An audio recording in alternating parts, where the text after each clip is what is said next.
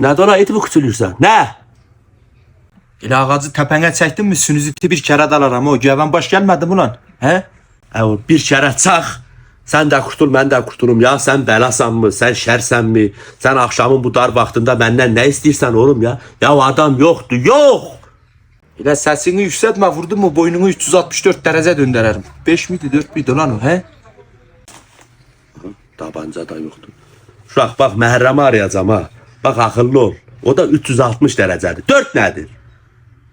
Hər gün dəyişik alətlərlə gələcəm. Nalbur kimi gəzəcəm bu dükkanda var ya. Məhərrəm də yox, durduran da yox bəni. Hər gün gələcəm. Ulan gəl ben sana bir avuç çiğsiz üzüm verim. Tamam mı? Senin kan şekerin düşmüş. Sabah gələcək akıllı qardaş. Sen bunu al, sabah gələrsin ha. Ver. Hər gün gələcəm. Hər gün. Hər vaxt, hər saat. Haydi eyvallah. Ulan bir avuç kişmişle kandırdık. Şöyle sabah ne yapacak ya? Çocuk zaten zır dəhredi ya. Kur'an hakkı ya.